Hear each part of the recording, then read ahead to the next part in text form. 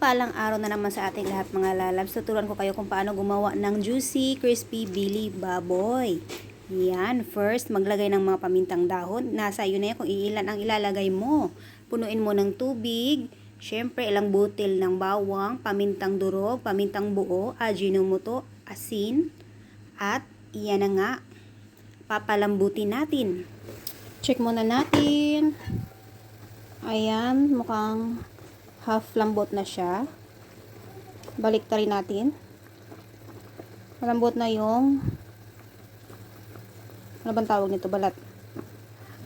Yan. Para ito naman yung lumambot, laman.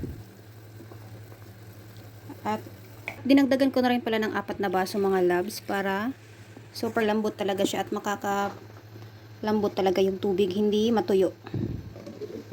Hintayin na lang natin kumulo ulit.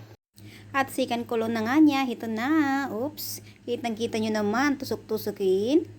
Check natin, super lambot na, pwedeng-pwede nang hanguin. Kuskusin muna natin tong parang galing pa yata sa disko tong baboy na to, may tatak. Alam nyo ba yung nagdidesko, syempre nagtatatak, di ba? Konting kuskus lang yan, okay na yan. O yan, chokes na yan. Pwede nang kainin, hindi na medyo nakakadiri. Medyo lang naman.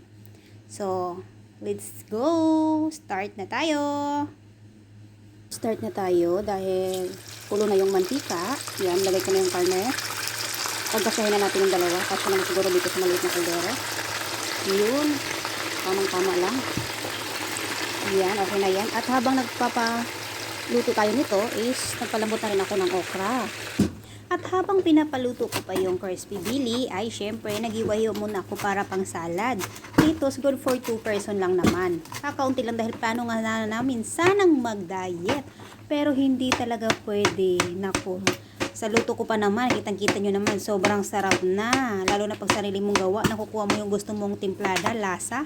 Ay nako, hindi ko na rin binalata ng pipino dahil andun ang sustansya sa balat talaga. At nakakaganda ng putis mga lalabs. Lalo na sa mga mabaho ang bunganga. Excuse me po.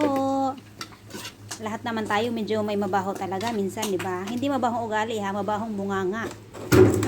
At yan na nga, kitang-kita nyo naman. Super yummy. Yes. Nagmamantika siya. Crunchy yan. O, di ba? See, kitang-kita nyo naman, nagba-bounce pa. At super lambot niyan. Ito na siya mga loves. Tara, samahan nyo ako. Sabayan nyo ako sa pagkain. So, kung ano pang ginagawa nyo dyan, ano pang hinihintay nyo, subukan nyo na. By yourself. Here is it mga loves. Tikman natin. Crunchy ang balat.